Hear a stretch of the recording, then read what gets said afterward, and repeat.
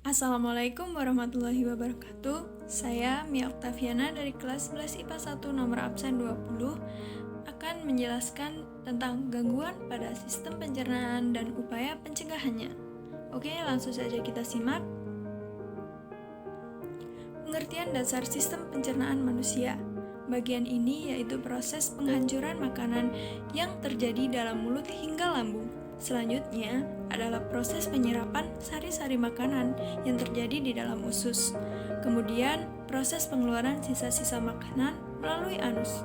Dalam pelaksanaan proses pencernaan makanan, organ pencernaan dibantu oleh enzim dan hormon yang prosesnya berbeda tiap organ dan mempunyai fungsi masing-masing. Nah, kita sudah tahu bahwa di dalam tubuh manusia terdapat 12 organ pencernaan, mulai dari mulut sampai anus, yang punya peranannya sendiri-sendiri dalam mencerna makanan, membuat makanan dapat terserap ke tubuh dan menjadikannya energi. Tapi bagaimana jadinya ya jika terdapat gangguan pada sistem pencernaan? Apa saja ya gangguan sistem pencernaan itu? Yuk simak penjelasan saya berikut. Yang pertama ada sariawan. Stomatitis aptosa atau sariawan adalah luka atau peradangan di bibir dan dalam mulut yang dapat menimbulkan rasa sakit dan tidak nyaman. Sariawan juga disebut dengan ulcer mulut. Biasanya sariawan disebabkan oleh salah satu atau kombinasi dari beberapa kondisi berikut, seperti cedera karena tergigit atau kesalahan dalam merawat gigi, infeksi jamur, virus, atau bakteri di mulut atau di bagian tubuh lain, penyakit autoimun seperti lupus, kondisi tertentu seperti perubahan hormon, kekurangan nutrisi, stres, merokok, atau karena faktor genetik. Namun, sariawan dapat dicegah juga dengan memperhatikan kesehatan mulut dan gigi, tidak berbicara dan berhati-hati saat makan, berhati-hati dalam menggosok gigi, mengonsumsi vitamin dan mineral yang cukup, mengurangi konsumsi kafein, makanan pedas, dan terlalu pedas. Biasanya sariawan dapat hilang sendirinya kurang lebih dalam 3 minggu. Dan selanjutnya ada gingivitis dan periodontitis. Gingivitis merupakan peradangan pada gusi akibat penumpukan plak, sedangkan periodontitis merupakan inflamasi yang lebih parah sehingga memunculkan celah pada gusi. Gingivitis disebabkan oleh pembentukan plak akibat sisa-sisa makanan yang menempel di permukaan gigi dan bercampur dengan bakteri di mulut. Bila tidak dibersihkan, plak akan mengeras dan membentuk karang gigi. Karang gigi memiliki lapisan luar yang lebih tebal sehingga bakteri di dalamnya akan terlindungi dan semakin mudah berkembang biak. Apabila dibiarkan, kuman akan mengikis gusi dan menyebabkan radang gusi. Dan jika periodontitis disebabkan karena berawalnya penumpukan plak di gigi. Plak ini terbentuk dari sisa-sisa makanan yang berinteraksi dengan bakteri yang normalnya hidup di mulut. Jika tidak dibersihkan, plak tersebut akan mengeras dan membentuk karang gigi yang menjadi media berkembang plak. Seiring waktu, bakteri di karang gigi atau gingiva meradang dan iritasi. Jika tidak segera diobati, radang gusi tersebut akan menyebabkan terbentuknya celah di gusi yang memisahkan jaringan gusi dengan gigi. Gangguan gingivitis dan periodontitis dapat dicegah dengan menjaga kebersihan mulut serta gigi, membersihkan gigi dari sisa-sisa makanan yang mungkin menimbulkan plak, seperti dengan menggosok gigi, flossing, atau scaling. Kemudian rutin memeriksakan gigi ke dokter gigi. Selanjutnya ada karies gigi. Karies gigi disebut juga dengan gigi berlubang. Karies gigi merupakan rusaknya enamel gigi karena asam yang diproduksi oleh mikroorganisme yang memanfaatkan sisa-sisa makanan. Karies gigi dapat dicegah dengan memelihara kebersihan dan kesehatan gigi, meliputi membersihkan sisa makanan dan plak dengan menggosok gigi, flossing, dan scaling, dan juga rutin memeriksakan gigi ke dokter gigi. Selanjutnya ada penyakit gondong dan penyakit gondok. Kedua penyakit ini mungkin agak sama ya dalam namanya, namun Kedua penyakit ini berbeda, dan perbedaannya, jika penyakit gondong merupakan pembengkakan kelenjar parotis, dan jika penyakit gondok merupakan pembesaran kelenjar tiroid. Penyebab penyakit gondong merupakan infeksi virus dan penyakit ini bersifat menular, sedangkan penyakit gondok disebabkan karena defisiensi iodin dan penyakit ini tidak menular ya. Dan penyakit gondong bagian yang membesar ada di bawah telinga, sedangkan penyakit gondok bagian yang membesar merupakan bagian depan leher.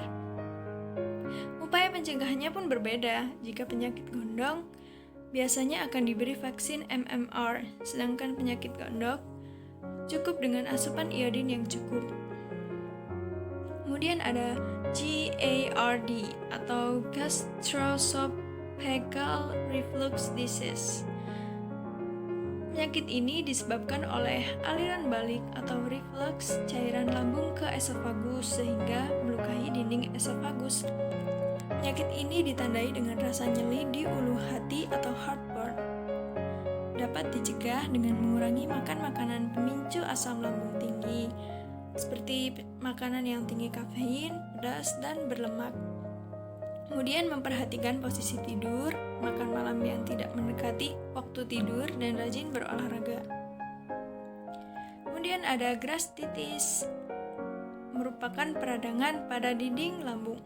Penyakit ini biasanya disebabkan oleh infeksi mikroorganisme maupun peningkatan produksi asam lambung.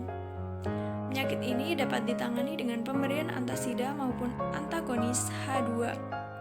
Dapat dicegah dengan mengurangi makan makanan pedas dan berlemak, tidak merokok dan minum alkohol, serta menjaga kebersihan dan kesehatan makanan dan minuman yang masuk ke dalam tubuh. Kemudian ada tukak lambung. Tukak lambung disebut juga dengan ulcer lambung, disebabkan oleh infeksi Helicobacter pylori yang mengiritasi dan menyebabkan luka terbuka. Dapat dicegah dengan menjaga kebersihan makanan dan minuman yang masuk ke dalam tubuh, serta menghindari kebiasaan merokok dan minum alkohol. Kemudian ada peritonitis dan IBD. Peritonitis merupakan radang pada peritoneum atau selaput yang melapisi rongga perut. Penyakit peritonitis dapat dicegah dengan menjaga kebersihan makanan dan minuman dari kontaminasi mikroorganisme berbahaya. Dan kemudian ada inflammatory bowel disease atau IBD. Dibedakan menjadi radang usus besar dan penyakit Crohn. Radang usus besar biasanya menyerang hanya bagian dalam kolon saja. Jika penyakit Crohn, penyakit ini menyerang saluran pencernaan dari mulut sampai anus. Untuk pencegahannya, penyakit IBD dapat diberikan vaksin dan juga penerapan pola hidup dan menu makanan yang sehat. Kemudian ada sembelit atau konstipasi. Penyakit ini merupakan kondisi saat kita kesulitan buang air besar akibat konsistensi feses yang kering, keras, dan padat. Disebabkan oleh tidak lancarnya pergerakan sisa makanan di sepanjang usus besar.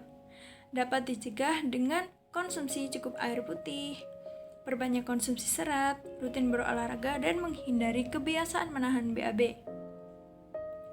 Dan kemudian ada diare. Kondisi ini merupakan kondisi terlalu seringnya BAB dengan konsistensi feses yang terlalu cair dan lunak. Jadi ini merupakan kebalikan dari konstipasi ya teman-teman. Penyakit ini disebabkan oleh infeksi mikroorganisme berbahaya, dan diare juga dapat dicegah dengan menjaga kebersihan makanan dan minuman agar tidak terkontaminasi mikroorganisme berbahaya. Biasanya diare dapat ditangani dengan pemberian oralit maupun pemberian infus agar tidak dehidrasi.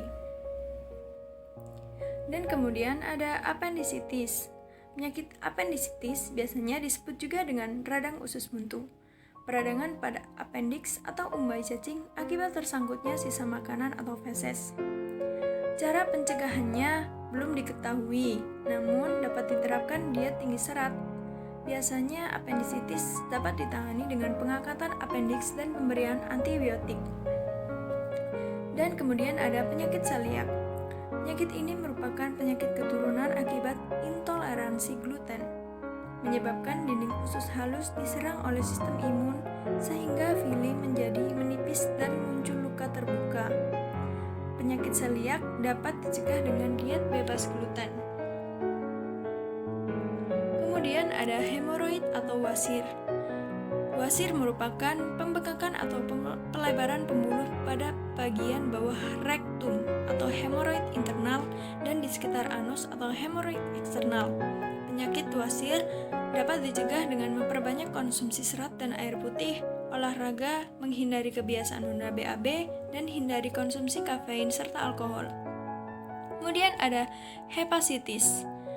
Hepatitis merupakan peradangan hati yang disebabkan oleh infeksi virus maupun konsumsi alkohol yang tinggi. Hepatitis dapat dicegah dengan melakukan vaksinasi, menjaga kebersihan makanan dan minuman yang masuk ke dalam mulut, dan menghindari kebiasaan minum alkohol. Kemudian ada malnutrisi, merupakan ketidakseimbangan asupan zat gizi yang masuk ke dalam tubuh dengan yang diperlukan oleh tubuh. Jika kelebihan zat gizi akan menyebabkan orang tersebut obesitas. Namun, jika kekurangan gizi atau defisiensi akan menyebabkan orang tersebut memiliki tubuh yang terlalu kurus. Nah, di sini ada penjelasan mengenai zat gizi makro atau makronutrien. Jika kekurangan, maka akan menyebabkan penyakit kwashiorkor atau kekurangan asupan protein, dan juga menyebabkan marasmus atau kekurangan protein dan energi seperti karbohidrat dan lemak.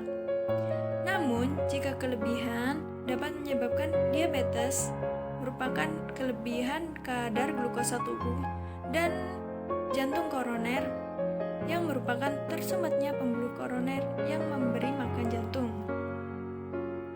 Dan di sini juga ada penjelasan tentang zat gizi mikro atau mikronutrien. Jika kita mengalami kekurangan, jika kita kekurangan vitamin A, maka kita akan mengalami gangguan penglihatan. Jika kekurangan vitamin B, kita akan mengalami beri-beri. Dan jika vitamin C, kita akan mengalami skorbut. Vitamin D akan menyebabkan riket. Vitamin E penurunan fungsi sistem syaraf. Vitamin K gangguan pembekuan darah. Iodin atau iodium menyebabkan penyakit gondok. Zat besi akan menyebabkan anemia. Kalsium dan fosfor menyebabkan gangguan pembentukan dan pertumbuhan tulang dan gigi. Fluorin, struktur gigi yang tidak kuat. Natrium dan klorin akan menyebabkan gangguan fungsi otot dan keseimbangan cairan tubuh. Namun, apabila kita kelebihan, maka akan terjadi penumpukan racun, khususnya kelebihan vitamin larut lipid dan zat besi pada jaringan tubuh. Baiklah teman-teman, itulah yang dapat saya sampaikan. Apabila ada salah kata atau kekurangan, saya mohon maaf. Terima kasih. Wassalamualaikum warahmatullahi wabarakatuh. Semoga bermanfaat.